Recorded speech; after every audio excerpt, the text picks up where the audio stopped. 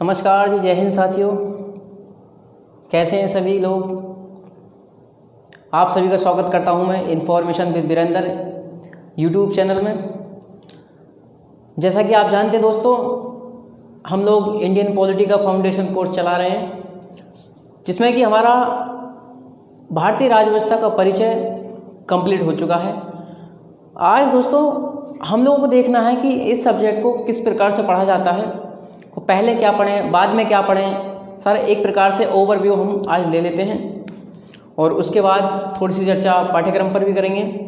ठीक है, देखिए दोस्तों, यदि आपको पिछली क्लासेस में कोई दिक्कत है या कुछ समझ में नहीं आ रहा है तो दोस्तों आप वीडियो को दोबारा से देख सकते हैं।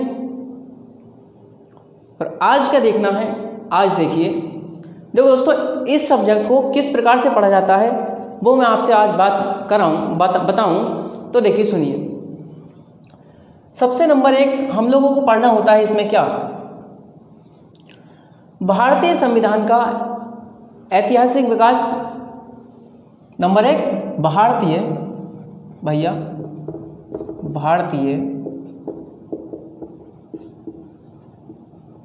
संविधान का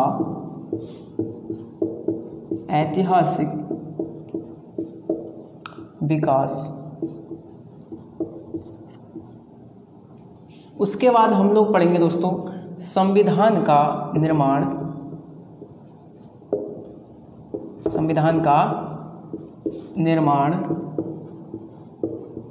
इसमें दोस्तों हम लोगों को संविधान सभा वगैरह पढ़नी होती है। उसके बाद नंबर 3 पर हम पढ़ेंगे संविधान के विदेशी स्रोत। संविधान के विदेशी स्रोत दोस्तों, विदेशी स्रोत। उसके बाद दोस्तों हम लोग पढ़ेंगे संविधान की विशेषताएं। संविधान की विशेषताएं।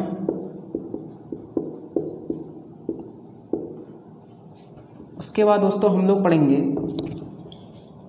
संविधान की प्रस्तावना। क्या? प्रस्तावना। उसके बाद हम लोग पढ़ेंगे इसमें अनुसूचियाँ। संविधान की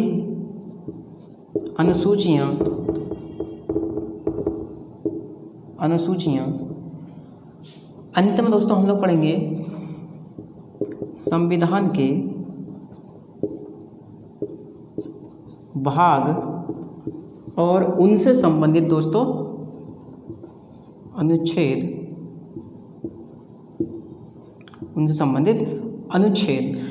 अब दोस्तों देखिए, सबसे पहले हम लोगों को क्या पढ़ना है, संविधान का ऐतिहासिक विकास पढ़ना है, यानी कि historical development of Indian constitution, कि भैया संविधान का विस्तार कैसे कैसे हुआ है वो चीज़ पढ़नी है हमें। उसके बाद संविधान का निर्माण किस प्रकार से हुआ है, संविधान सभा ने निर्माण किस प्रकार से करा, इसके बारे में पढ़ेंगे। उसके बाद संविधान के विदेशी स्रोत। भाई आप भी जानते हैं कि ये जो संविधान है हमारा, वो कहीं ना कहीं भारतीयों की दिमाग की उपज पूरी तरीक़ा से नहीं है। केवल दोस्तों 5 से 10% ही भारतीयों ने अपने दिमाग का प्रयोग करा है इस संविधान को बनाने में, वरना 60+ देशों से प्रावधान लिए गए। और दोस्तों 200+ प्रावधान तो भारत शासन अधिनियम 1935 से ही ले लिए गए। तो क्या पढ़ना है दोस्तों, संविधान के विदेशी स्रोत भी पढ़ने हैं हमें और संविधान की विशेषताएं पढ़नी है। क्या क्या विशेषताएं हैं हमारे संविधान की प्रस्तावना पढ़नी है। प्रस्तावना में मतलब संविधान की आत्मा जिसे कहा जाता है। अनुसूचियाँ पढ़नी उसके बाद दोस्तों हमें। उसके बाद संविधान के भाग और उनसे संबंधित अनुच्छेद पढ़ने। अच्छा दोस्तों, आपसे कोई कभी क्वेश्चन पूछ दे कि संविधान में कितने भाग हैं या मूल संविधान में कितने भाग थे, तो दोस्तों 22 भाग हैं। ठीक है भैया, और 395 कितने दोस्तों, ये क्या है, अनुच्छेद है। क्या बच्चा, अनुच्छेद है। ये अनु किसी लड़की का नाम नहीं है, ये नाम है अनुच्छेद शॉर्ट में। ठीक भैया, 22 भाग और 395 अनुच्छेद के बारे में पढ़ना है।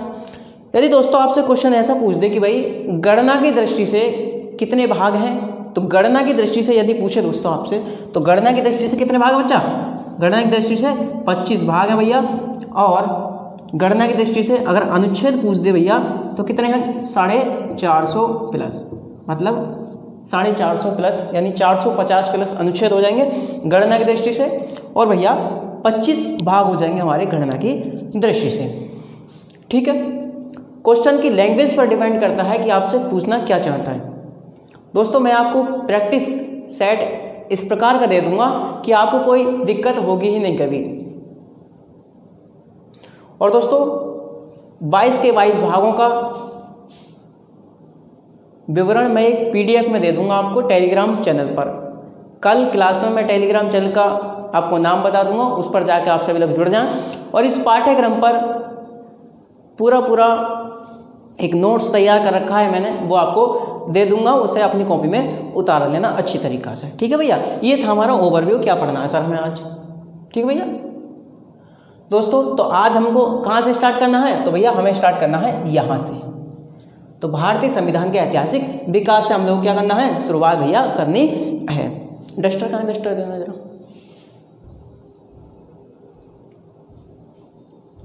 सामने।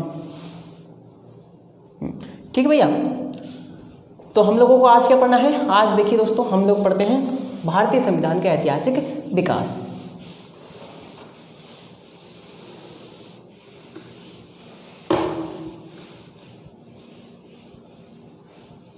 भारतीय संविधान का ऐतिहासिक विकास।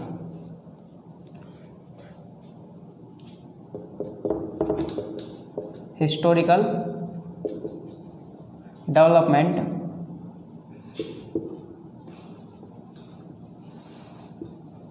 Of Indian constitution. Indian constitution भैया, historical development of Indian constitution के बारे में आज हम लोगों को पढ़ना है कि भैया इसकी शुरुआत कहाँ से होती है और कैसे होती है। तो दोस्तों देखिए, तमाम टीचर हैं दुनिया में, पॉलिटी तमाम टीचर पढ़ाते हैं दोस्तों, लेकिन मेरा जो पढ़ाने का तरीका है भाई, मैं इस भारतीय संविधान के ऐतिहासिक विकास को मैं दोस्तों 2 कालखंडों में विभाजित करके पढ़ाता हूँ। कितने कालखंडों भैया, 2 कालखंडों में विभाजित करके इसे पढ़ाता हूँ। देखिए नंबर 1 भाई, इसमें आता है नंबर 1, हम शुरुआत करेंगे कंपनी के शासन से। कंपनी का शासन, कंपनी का मतलब कंपनी का शासन यानी कि rule of company. Rule of company. दूसरी तरफ दोस्तों 2 नंबर पर हम लोग पढ़ेंगे ताज का शासन।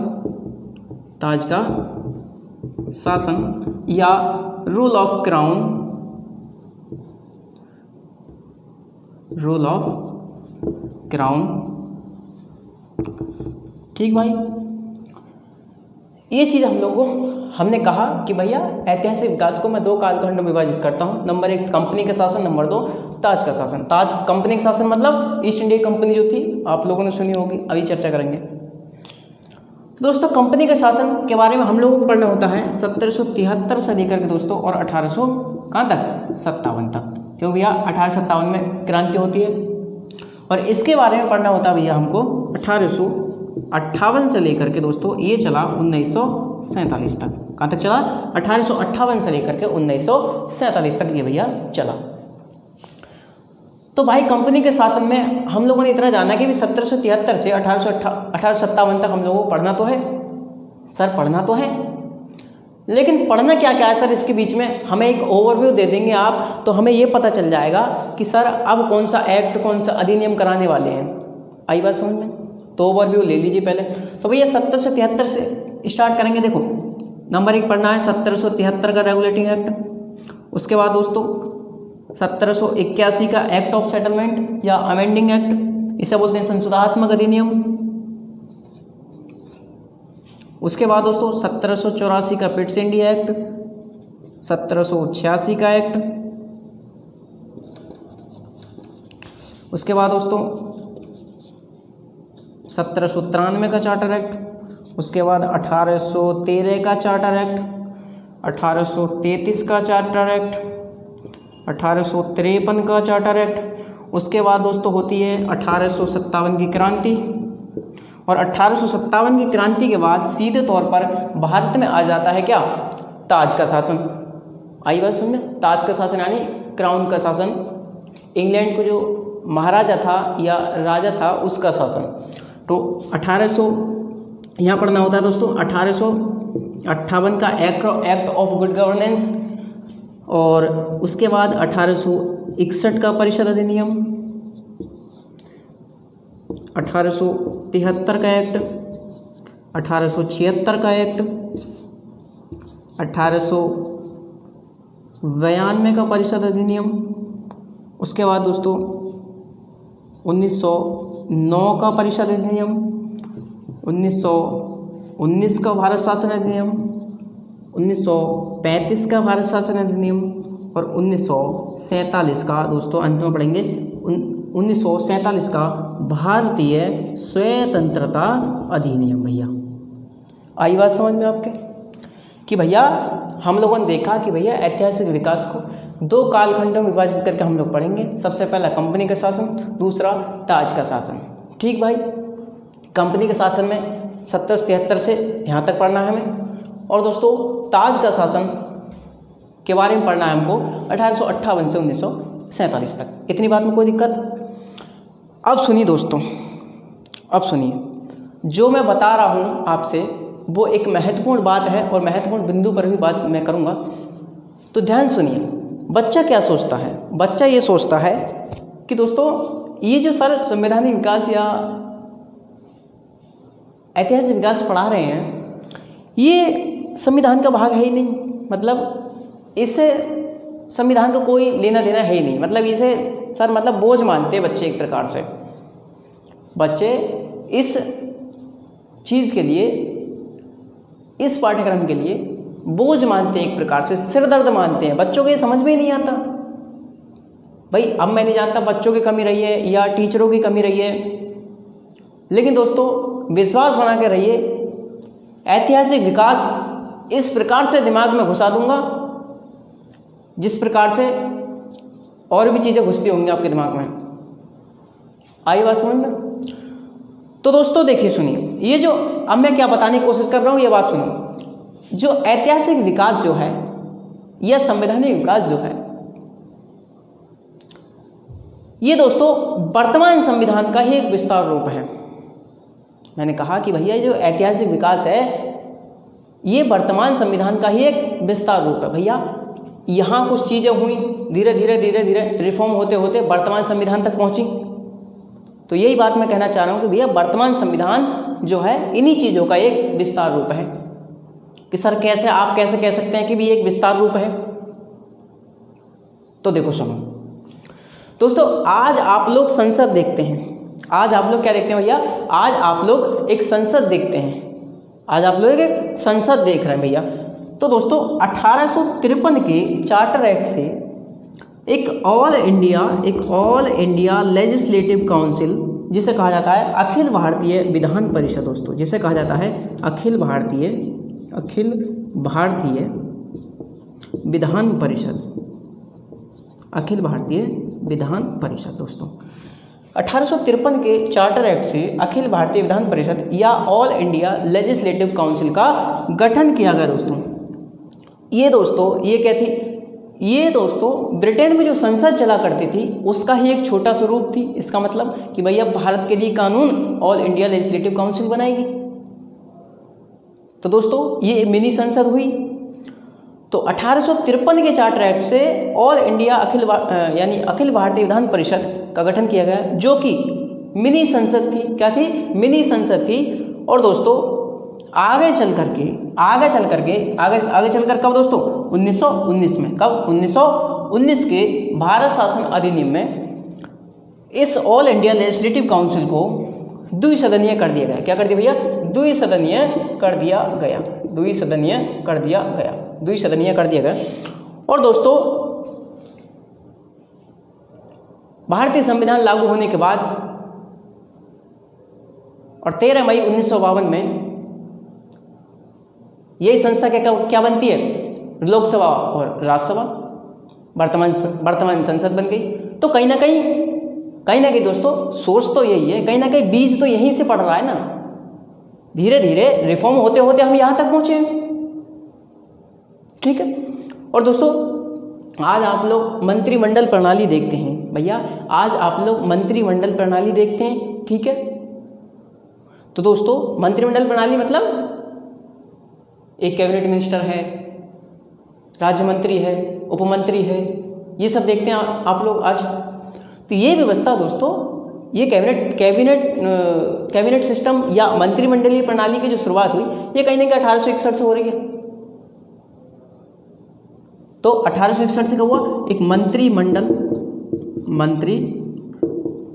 प्रणाली की शुरुआत करेगी दोस्तों, मंत्रिमंडल प्रणाली की शुरुआत करेगी। और दोस्तों ये मंत्री कहीं ना कहीं अपने जो विभाग दिए गए थे इन्हें, इन विभागों के प्रति रेस्पॉन्सिबल थे भाई, उत्तरदायी थे। तो दोस्तों मंत्रिमंडल प्रणाली की शुरुआत 1861 से हो रही है, आज भी है मंत्रिमंडल प्रणाली हमारे यहाँ। ऐसी दोस्तों आज आप लोग शक्तियों के वितरण की 3 सूचियां देखते हैं। तो भारत शासन अधिनियम 1935 से ही शक्तियों के वितरण की 3 सूचियां ली गई, जिसे कहा जाता है संघ सूची, राज्य सूची और समवर्ती सूची। संघ सूची, राज्य सूची और समवर्ती सूची, यूनियन लिस्ट, स्टेट लिस्ट और कंकरेंट लिस्ट।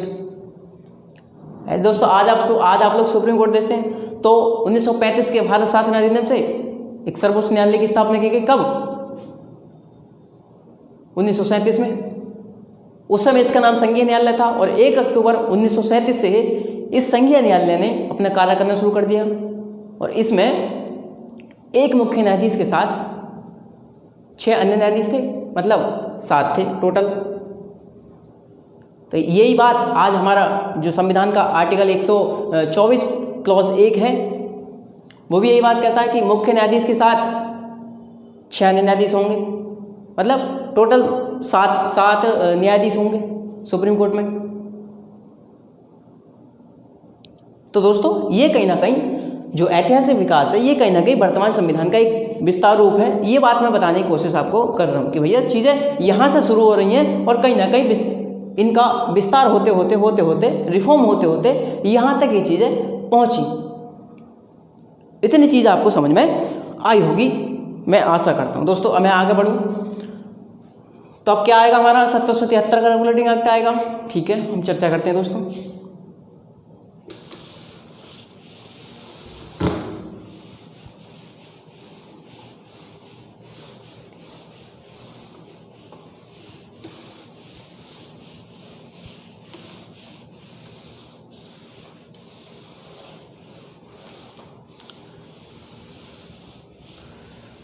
और दोस्तों मैं कोशिश करता हूँ कि जो इम्पोर्टेंट क्वेश्चन होते हैं या जो बनने वाले क्वेश्चन होते हैं, ये जो पूछे गए क्वेश्चन है 1-2, उन्हें कहीं ना कहीं मैं क्लास में ही पूछता हूँ बच्चों से पढ़ाने के बाद टॉपिक, जैसा कि मैं आज भी करूँगा कुछ।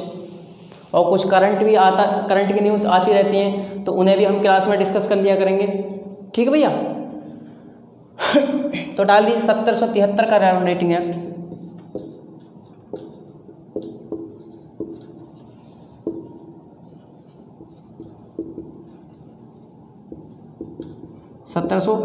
का रेगुलेटिंग एक्ट। अब दोस्तों रेगुलेट का क्या मतलब होता है भैया? रेगुलेट का क्या मतलब होता है भाई? रेगुलेट का मतलब होता है कि यदि कोई व्यवस्था खराब हो गई है तो उसको दोबारा से संभालने के लिए शब्द प्रयोग होता है, उसे कहते हैं क्या? रेगुलेट करना। भाई किसी व्यवस्था को संभालेंगे आप तो क्या कहेंगे उसे? सर रेगुलेट किया गया इसमें। आई बात समझ में? तो दोस्तों समझिए रेगुलेटिंग एक्ट लाया क्यों गया था 1773 का। आप लोग जानते हैं भैया कि दोस्तों ध्यान से सुनिए मेरी बात कि सन 1600 में दोस्तों 1600 ईस्वी में एक कंपनी बनाई गई जिसे कहते हैं हम क्या दोस्तों? ब्रिटिश ईस्ट इंडिया कंपनी, जिसे कहा गया क्या? ब्रिटिश ईस्ट इंडिया कंपनी 1600 में बनाई गई। और दोस्तों जब ये बनाई गई थी तो इसे दोस्तों 15 वर्षों तक, शुरुआत में से 15 वर्षों तक व्यापारिक एकाधिकार दिया गया था। क्या दिया गया दोस्तों? व्यापारिक एकाधिकार दिया गया था। व्यापारिक एकाधिकार दोस्तों इसे क्या दिया गया था? शुरुआत में व्यापारिक एक अधिकार दिया गया था, कितने वर्षों के लिए? 15 वर्षों के लिए भैया, ठीक है। और दोस्तों व्यापारिक एक अधिकार क्या मतलब होता है सर? तो व्यापारिक एक अधिकार का मतलब ये होता है कि केवल इस काम के लिए मैं ही करूँगा और कोई व्यक्ति इस काम के लिए नहीं कर सकता। आई बात समझ? जैसा कि दोस्तों आज हमारे संविधान में एक आर्टिकल है, यदि आपने कभी पढ़ा हो तो आर्टिकल 19 क्लॉज 1 सब क्लॉज जी, एक आर्टिकल है हमारे संविधान में, आर्टिकल 19 क्लॉज 1 यानी कि 19(1) जी कह सकते हैं आप। इसमें दोस्तों आप लोगों के लिए क्या दिया गया है? व्यापार व्यवसाय की स्वतंत्रता का वर्णन किया गया।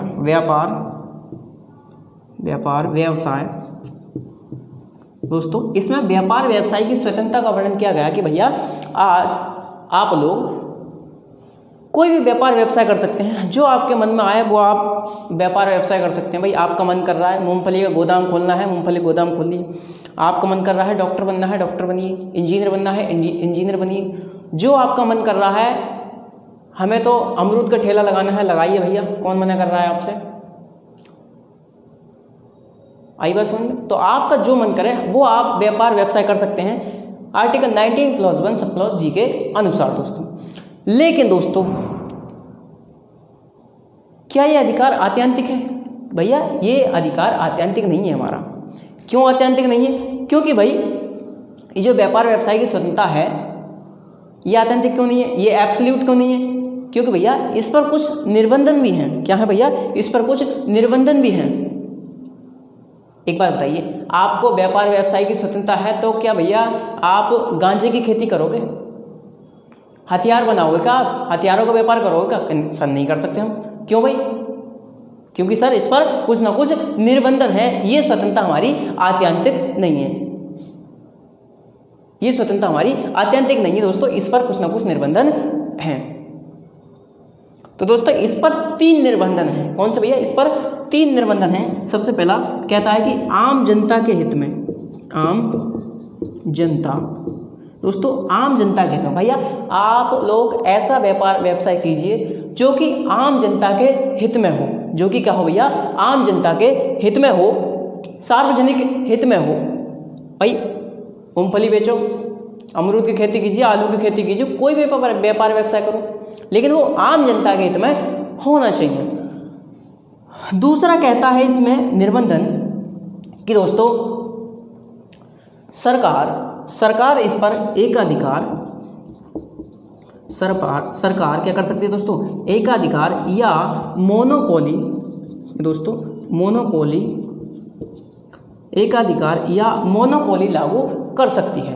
सरकार क्या कर सकती है? एकाधिकार या मोनोपोली लागू कर सकती है दोस्तों, पार्शली भी और फुली तौर पर भी, मतलब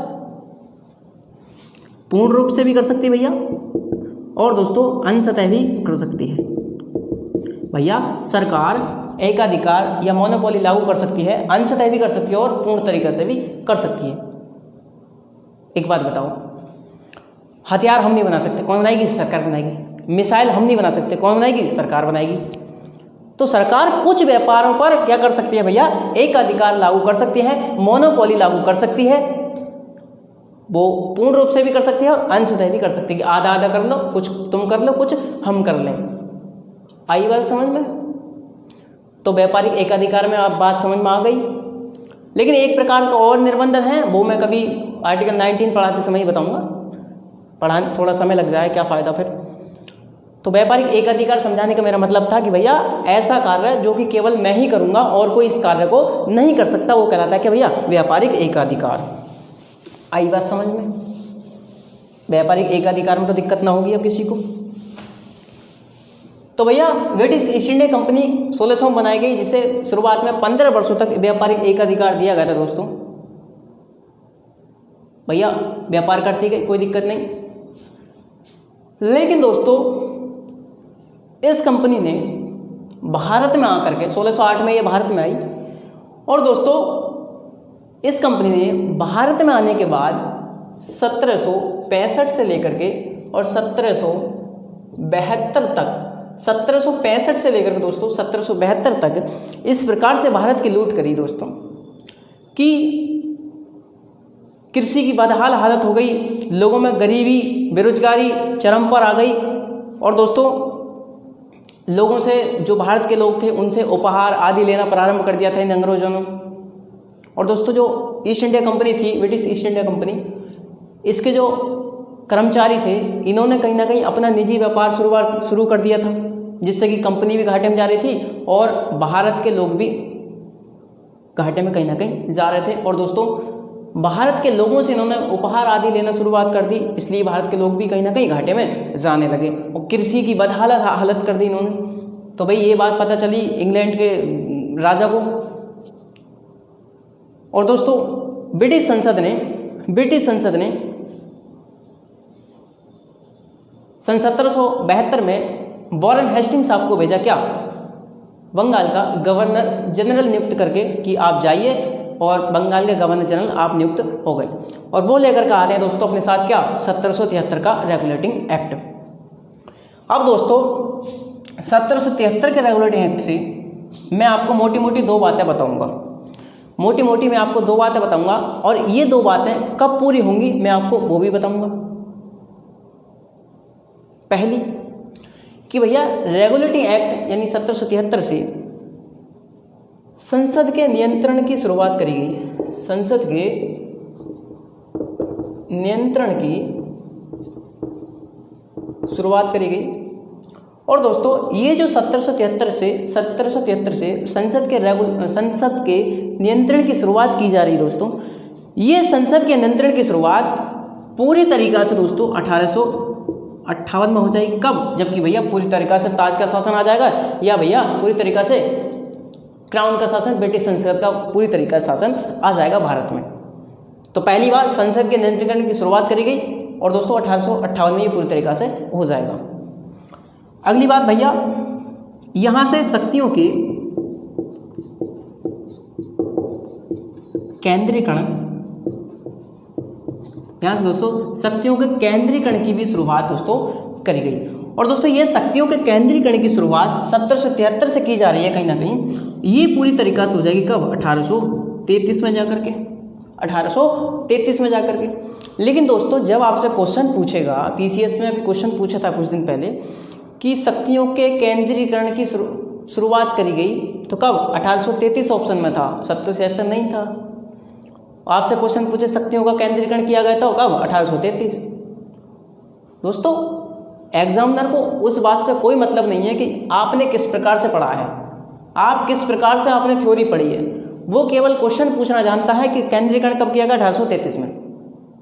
शुरुआत जो कहीं ना कहीं की जा रही है वो यहीं से की जा रही है, तो उसे शुरुआत से कोई मतलब नहीं है, उसे तो केवल भैया डायरेक्ट क्वेश्चन पुटअप करता है, वो पूर्ण तरीका से पूछता है कि शक्तियों केंद्रीकरण 1833, संसद का नियंत्रण 1858। आई बात समझ में?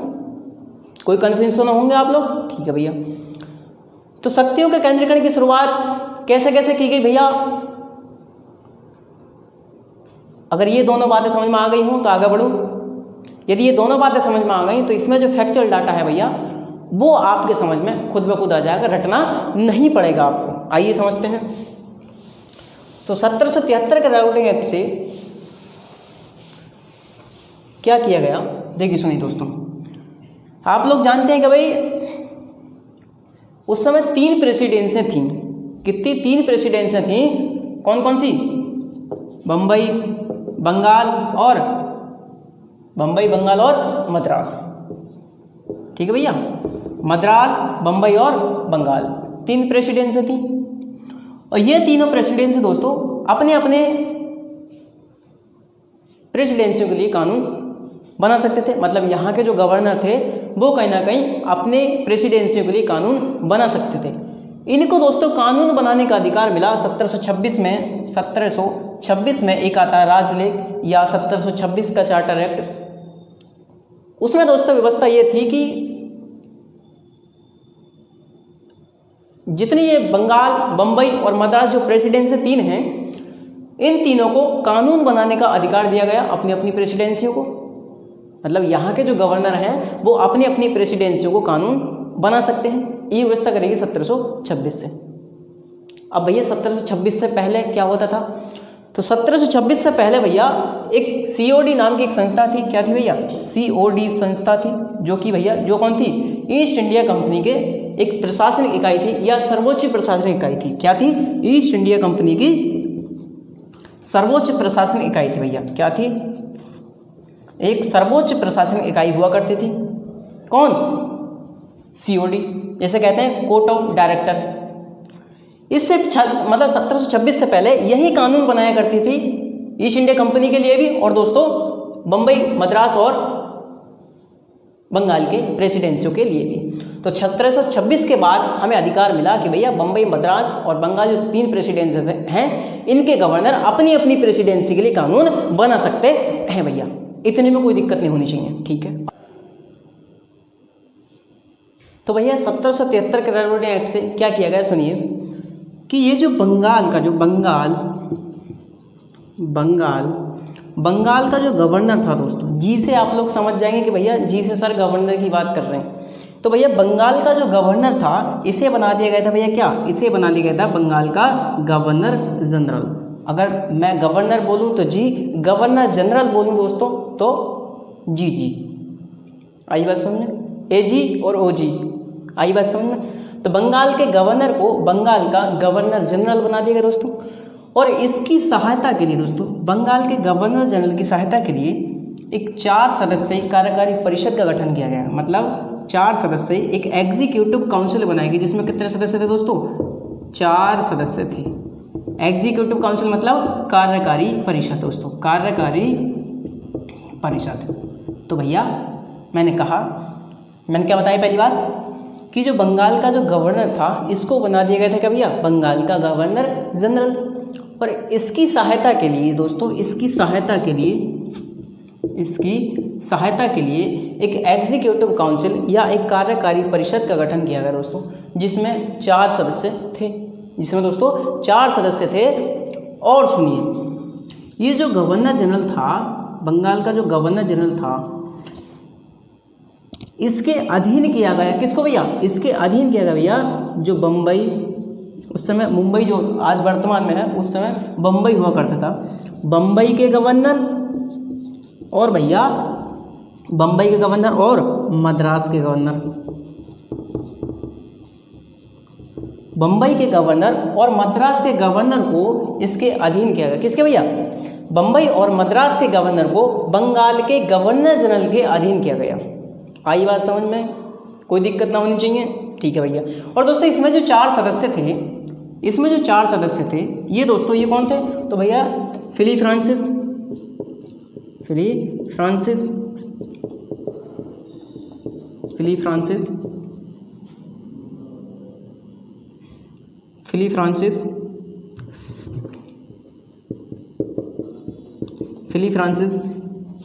बोरवेल, क्लेवरिंग और मॉनसन। तो दोस्तों इसकी कार्यकारी परिषद में 4 सदस्य हुआ करते थे। 4 सदस्य कौन थे? तो ये थे। तो मैंने कितनी बार बताई भैया आपको कि भाई पहली बार बताई कि बंगाल का गवर्नर था, उसके बंगाल के गवर्नर को बंगाल का गवर्नर जनरल बना दिया गया था, मतलब इसका पदनाम चेंज कर दिया गया। तो बंगाल के गवर्नर को बंगाल का गवर्नर जनरल बनाया गया। और इसकी सहायता के लिए एक 4 सदस्यीय कार्यकारी परिषद का गठन किया गया दोस्तों। आई बात समझ? तो 4 सदस्य कौन थे? तो ये वाले थे, फिली फ्रांसिस, बोरवेल, क्लेवरिंग और मॉनसन। और दोस्तों बम्बई के गवर्नर और मद्रास के गवर्नर, इन दोनों गवर्नरों को बंगाल के गवर्नर जनरल के अधीन किया गया। बम्बई प्रेसिडेंसी गवर्नर और मद्रास प्रेसिडेंसी गवर्नर जो थे, ये दोनों को बंगाल के गवर्नर जनरल के अधीन किया गया दोस्तों, ठीक है। और इसकी जो कार्यकारी परिषद थी, इसकी कार्यकारी परिषद की सलाह गवर्नर जनरल को दोस्तों मान्य नहीं होती थी। मतलब गवर्नर जनरल अपनी कार्यकारी परिषद की सलाह पर ही कार्य करता था। जैसे अभी वर्तमान में होता है कि जो हमारी जो मंत्री परिषद है दोस्तों, काउंसिल ऑफ मिनिस्टर है, COM, काउंसिल ऑफ मिनिस्टर की सलाह पर कौन कार्य करते हैं भैया? प्रेसिडेंस हैं। ऐसे ही ना वर्तमान में भैया ये सलाह देती है, उसके आधार पर ये करते हैं काम। तो ऐसे उस समय था कि भैया कार्यकारी परिषद जो निर्णय लेगी वही गवर्नर जनरल कार्य कर देगा। आई बात समझ में? ये व्यवस्था कर दी गई दोस्तों। इतने में कोई दिक्कत ना होनी चाहिए। आगे बढ़ो, ठीक है भैया, आ जाओ।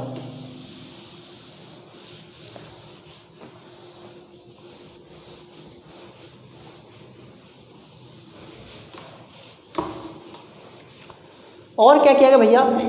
नंबर 2 दोस्तों, 1773 के रेगुलेटिंग एक्ट से ही एक सर्वोच्च न्यायालय की स्थापना की बात करेगी दोस्तों। एक सर्वोच्च न्यायालय की स्थापना की बात करेगी दोस्तों। स्थापना की बात करी गई कि भाई 1773 के रेगुलेटिंग एक्ट में एक सर्वोच्च न्यायालय की स्थापना का प्रावधान था। और आगे चल करके दोस्तों 1774 में फोर्ट विलियम यानी कलकत्ता में, फोर्ट विलियम या कलकत्ता में दोस्तों, फोर्ट विलियम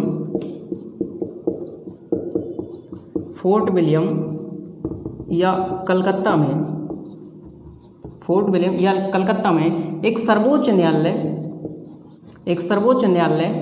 की स्थापना कर दी गई दोस्तों। कर दी गई। क्या कर दी गई भैया? कि 1773 के रेगुलेटिंग एक्ट के आधार पर 1774 में फोर्ट विलियम यानी कलकत्ता में एक सर्वोच्च न्यायालय की स्थापना भैया कर दी गई, जिसमें दोस्तों एक मुख्य न्यायाधीश के साथ यानी एक चीफ जस्टिस के साथ 3 अन्य न्यायाधीश थे। 3 अन्य न्यायाधीश थे यानी 3 अन्य जज थे भैया। 3 अन्य न्यायाधीश थे या 3 अन्य जज थे। तो जो मुख्य न्यायाधीश का नाम कभी कभी पूछ देता है, तो मुख्य न्यायाधीश कौन थे? तो भैया मुख्य न्यायाधीश जो थे वो थे एलिजा एम्पे। और दोस्तों जो 3 अन्य न्यायाधीश थे वो थे चैम्बर्स, लिमेस्टर और हाइड। चैम्बर्स, लिमेस्टर और हाइड 3 अन्य न्यायाधीश थे। तो कितनी बार बताई दूसरा प्रावधान कि भैया 1773 के रेगुलेटिंग एक्ट के आधार पर 1774 में फोर्ट विलियम यानी कलकत्ता में एक सर्वोच्च न्यायालय की स्थापना करी गई, जिसमें दोस्तों एक मुख्य न्यायाधीश के साथ 3 अन्य न्यायाधीश थे। तो कौन थे भैया मुख्य न्यायाधीश? एलिजा एम्पे। और 3 अन्य न्यायाधीश थे चैम्बर्स, लिमेस्टर और हाइड। कौन थे भैया? चैम्बर्स, लिमेस्टर और हाइड। ठीक, इतनी बात में कोई दिक्कत ना होनी चाहिए आपको। क्वेश्चन पूछता है आपसे कि भैया 1773 के रेगुलेटिंग एक्ट के आधार पर 1774 में फोर्ट विलियम में एक सुप्रीम कोर्ट की स्थापना या सर्वोच्च न्यायालय की स्थापना की गई, जिसमें मुख्य न्यायाधीश थे। तो कौन थे? एलिजा एम्पे। 4 दे रखते हो, 4 में से कौन है? एलिजा एम्पे। ध्यान रखिएगा भाई, ठीक है भैया। और दोस्तों 1773 से और भी काम करेंगे।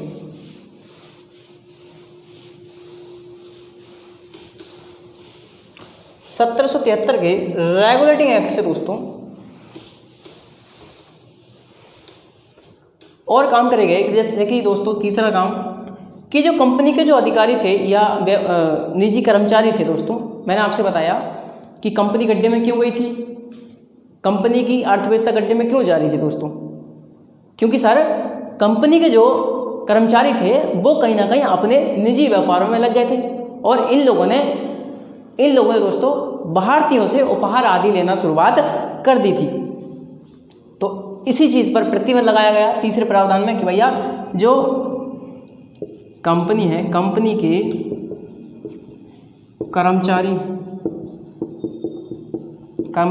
कर्मचारियों के निजी व्यापार एवं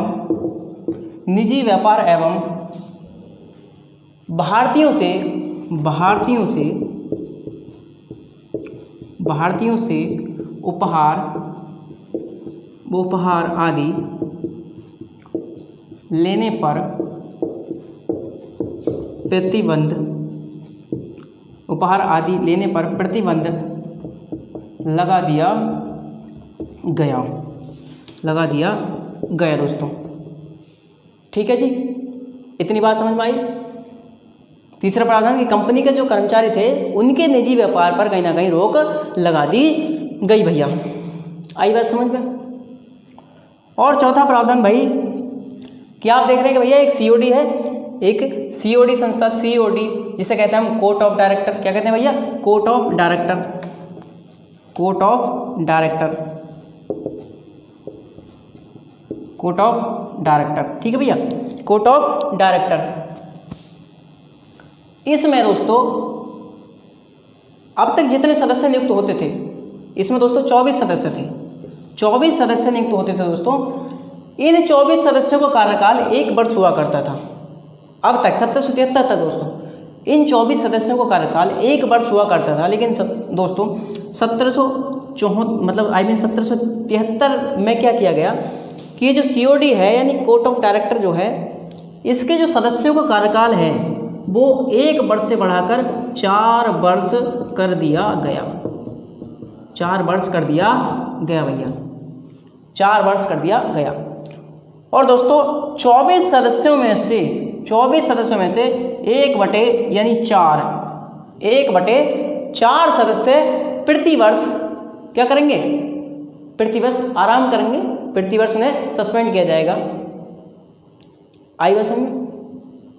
तो क्या प्रावधान था कि भैया सीओडी जो संस्था है उसके कार्यों के उसके जो सदस्य हैं उनके कार्यकाल को बढ़ा दिया गया। पहले 1 वर्ष था और अब कितना कर दिया गया? 4 वर्ष कर दिया गया। तो सीओडी यानी कोर्ट ऑफ डायरेक्टर के सदस्यों का कार्यकाल बढ़ा करके 1 से 4 वर्ष कर दिया गया। और 24 में से 1/4 सदस्य प्रतिवर्ष क्या करेंगे भैया? आराम करेंगे या उन्हें निष्कासित कर दिया जाएगा। आई बात समझ में? और दोस्तों एक इम्पोर्टेंट काम और कर दिया गया कि भाई ये जो गवर्नर जनरल था उसकी सैलरी को कर दिया गया था 25,000 पाउंड, 25,000 पाउंड। और दोस्तों जो अन्य जो गवर्नर थे, गवर्नर जो थे उनकी सैलरी को कर दिया गया था दोस्तों कितना? उनकी सैलरी को कर दिया गया था 10,000 पाउंड। और जो मुख्य न्यायाधीश था सुप्रीम कोर्ट का, उसकी सैलरी कर दी गई 10,000 पाउंड, 10,000 पाउंड। सॉरी, मुख्य न्यायाधीश की कर दी गई दोस्तों 8,000 पाउंड। और जो अन्य न्यायाधीश बच गए, दोस्तों इनकी कर दी गई कितनी? 6,000 पाउंड। कितनी की दोस्तों? 6,000 पाउंड। ठीक है भैया, तो कितनी बात बताई मैंने आपको? कितनी बार आज 1773 में कि भैया बंगाल के गवर्नर को बंगाल का गवर्नर जनरल बना दिया गया। ठीक है, और उसकी सहायता के लिए 4 सदस्यीय कार्यकारी परिषद का गठन किया गया। 4 सदस्य प्ली फ्रांसिस, बोरवेल, क्लेवरिंग और मॉनसन। और ये गवर्नर जनरल को अपनी कार्यकारी परिषद की सलाह पर ही कार्य करना होता था दोस्तों। और बम्बई और मद्रास के गवर्नरों को बंगाल के गवर्नर जनरल के अधीन किया गया। इतनी बात समझ आई। और दोस्तों 1773 के रेगुलेटिंग एक्ट के आधार पर 1774 में एक सुप्रीम कोर्ट या सर्वोच्च न्यायालय की स्थापना कर दी गई, जिसमें एक मुख्य न्यायाधीश के साथ 3 अन्य न्यायाधीश थे। आई बात समझ में? तो मुख्य न्यायाधीश एलिजा इम्पे और 3 अन्य न्यायाधीश चैम्बर्स, लिमेस्टर और हाइड। और बात दोस्तों तीसरी बात भैया, भारतीयों से उपहार आदि लेने पर प्रतिबंध लगा दिया गया। और कंपनी के जो अधिकारी हैं या कर्मचारी हैं उनके निजी व्यापार पर रोक लगा दी गई। आई बात समझे? तो गवर्नर जनरल का वेतन कर दिया गया 25,000 पाउंड। और दोस्तों गवर्नर का वेतन किया गया 10,000 पाउंड। और मुख्य न्यायाधीश का वेतन किया गया 8,000 पाउंड। और दोस्तों अन्य जो न्यायाधीश थे उनका वेतन किया गया 6,000 पाउंड। दोस्तों देखिए इतना बड़ा वेतन नजर आ रहा है आपको।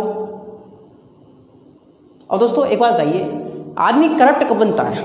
आदमी करप्शन कब करता है? भाई जब ही तो करता है आदमी करप्शन जबकि उसकी जो बेसिक आवश्यकताएं हैं, जो उसकी बेसिक नीड है वो कहीं ना कहीं पूरी नहीं हो रही है, जब ही तो करप्शन करेगा वो। तो दोस्तों 1773 से क्वेश्चन पूछा था शायद नेट के एग्जाम में क्वेश्चन पूछा था दोस्तों। मोबाइल देना जरा मेरा। तो क्वेश्चन क्या था दोस्तों, देखिए 73 से क्वेश्चन ये था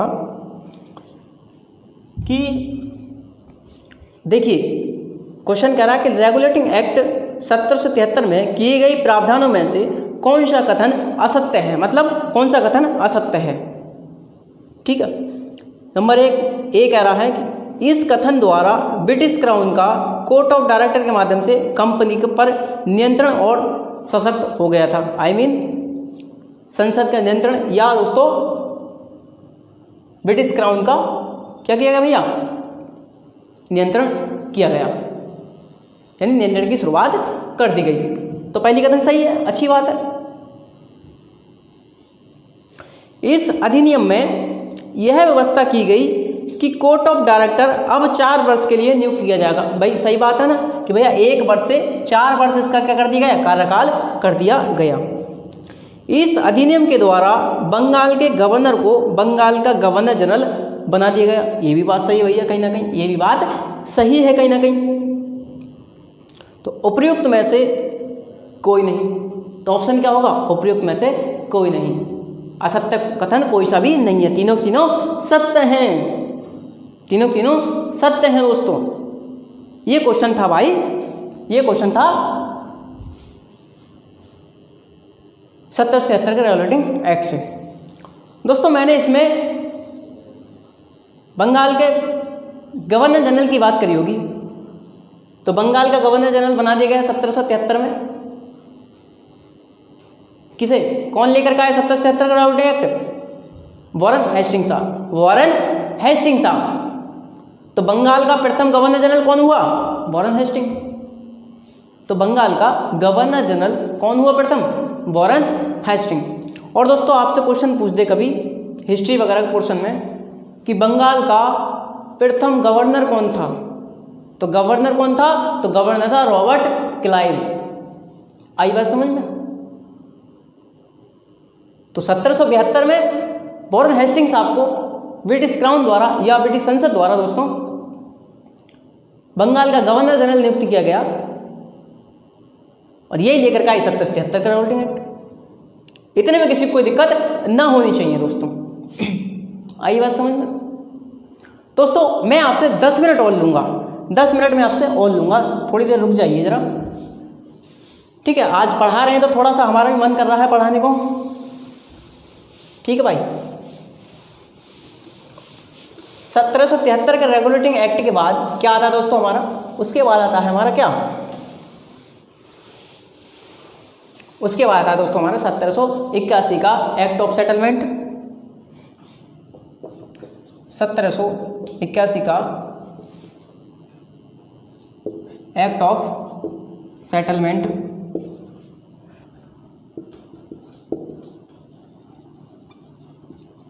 एक्ट ऑफ सेटलमेंट या दोस्तों अमेंडिंग एक्ट, अमेंडिंग एक्ट, ये दोस्तों हिंदी में बोलते से संशोधनात्मक अधिनियम, संशोधनात्मक अधिनियम, संशोधनात्मक अधिनियम। 1773 का सेटलमेंट, एक्ट ऑफ सेटलमेंट या अमेंडिंग एक्ट या दोस्तों संशोधनात्मक अधिनियम। दोस्तों देखिए संशोधनात्मक अधिनियम से आप समझ ही रहे होंगे कि भैया कहीं ना कहीं संशोधन करने के लिए लाया गया होगा। दोस्तों 1781 का एक्ट ऑफ सेटलमेंट जो लाया गया था, ये दोस्तों कहीं ना कहीं 1773 के रेगुलेटिंग एक्ट में जितनी कमियां रह गई उन कमियों को दूर करने के लिए क्या लाया गया, 1781 का संशोधनात्मक अधिनियम लाया गया। दोस्तों इसमें क्या किया गया, इसमें किया गया ये दोस्तों कि देखिए सुनिए, इसमें नंबर 1 क्या किया गया कि आप जानते हैं कि भैया एक गवर्नर जनरल था भैया, एक गवर्नर जनरल था, एक उसकी एग्जीक्यूटिव काउंसिल थी, यानी कि एक उसकी कार्यकारी परिषद थी, जिसमें कार्यकारी परिषद में अब तक कितने मेंबर हैं, तो भैया 4 मेंबर हैं। कितने मेंबर बच्चा, 4 मेंबर हैं। आई बात समझ में। तो गवर्नर जनरल था और एक उसकी कार्यकारी परिषद थी। ठीक है, गवर्नर जनरल और उसकी कार्यकारी परिषद को सर्वोच्च न्यायालय की या सुप्रीम कोर्ट की अधिकारिता से बाहर कर दिया गया। किसकी दोस्तों? सुप्रीम कोर्ट की या सर्वोच्च न्यायालय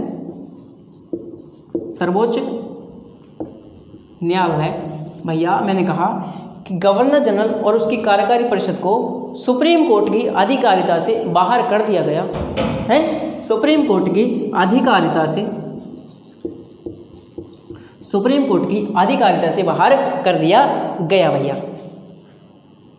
सुप्रीम कोर्ट के अधिकार से बाहर किया गया मतलब भैया अब सुप्रीम कोर्ट इनकी सुनवाई नहीं कर सकता। मतलब भैया न्यायपालिका को अलग कर दिया गया और भैया कार्यपालिका को अलग कर दिया गया। इतनी बात समझिए। क्वेश्चन पूछा है यहाँ से, मैं बताऊंगा आपको। आई बात समझ में? नंबर 2 कि राजस्व संबंधी जितने मामले होंगे भैया, राजस्व संबंधी जितने मामले होंगे या रेवेन्यू रिलेटेड जितने मामले होंगे, रेवेन्यू रिलेटेड भैया रेवेन्यू रिलेटेड जितने मामले होंगे उनको भी सुप्रीम कोर्ट की अधिकारिता से भैया बाहर कर दिया गया।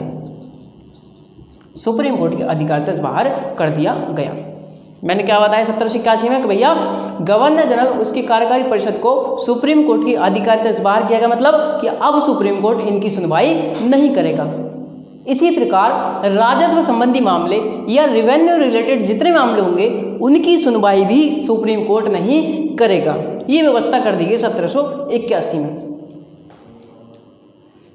अब दोस्तों जब सुप्रीम कोर्ट की बात आई गई है, जब सुप्रीम कोर्ट की बात आ गई है दोस्तों, तो अभी कुछ दिन पहले की बात है भैया, जो हमारे उपराष्ट्रपति हैं जगदीश धनखड़ साहब, जयपुर में एक ऑल इंडिया प्रिसाइडिंग ऑफिसर की बैठक चल रही थी।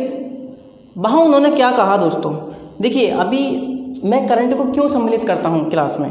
उन्होंने दोस्तों कहा, क्या बयान दिया उन्होंने, कहा कि भाई संसद के द्वारा बनाए कानून को कोई संस्था अमान्य करती है तो ये प्रजातंत्र के लिए ठीक नहीं होगा। कि संसद के द्वारा बनाए कानून को कोई संस्था अमान्य करती है तो यह प्रजातंत्र के लिए ठीक नहीं होगा, और न्यायपालिका संसद की संप्रभुता से समझौता नहीं कर सकती।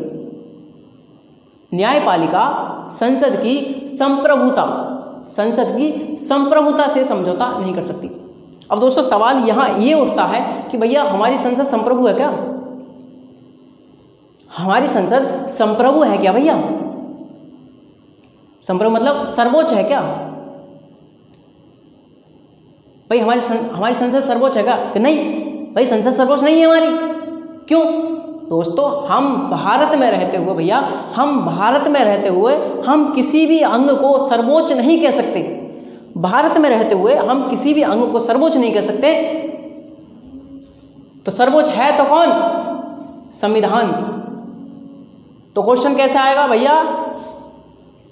एक कहावत है कि कहते हैं कि भाई न पाप बड़ा है भैया, सबसे बड़ा रुपया नहीं, सबसे बड़ा संविधान।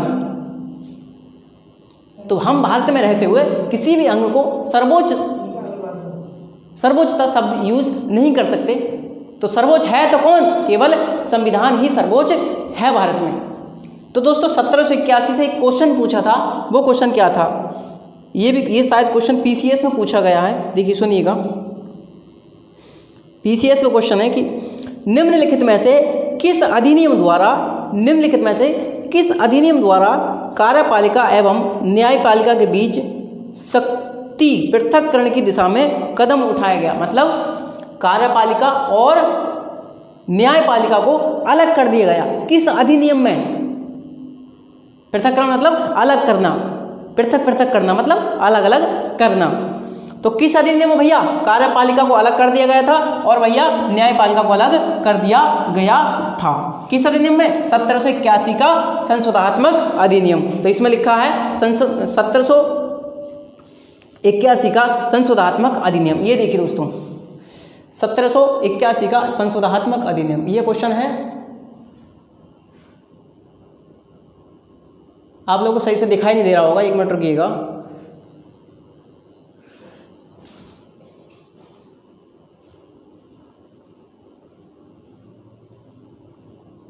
चलिए मैं PDF में डलवा दूंगा, लेकिन अभी फ़िलहाल सही से पहुंच नहीं रहा है, दिखाई नहीं दे रहा होगा आप लोगों को, कैमरा थोड़ा ठीक ठाक नहीं चल रहा है इस समय। दोस्तों आज की क्लास को यहीं रोकते हैं हम लोग, ठीक है भाई। तो क्लास कैसी लगी आप लोग कमेंट में ज़रूर बताएं, और आशा करता हूँ आप लोगों की स्टडी में क्लास बहुत ज़्यादा महत्वपूर्ण होगी। और दोस्तों फाउंडेशन कोर्स का मतलब होता है सर 0 से हाई लेवल तक। दोस्तों मैं करंट को भी लेकर के चलूँगा, सब कुछ लेकर के चलूँगा, आप लोग केवल मेरा साथ बनाए रखें। जय हिंद, जय भारत। आपसे मिलता हूँ कल, इसके लिए विदा चाहता हूँ। जय हिंद।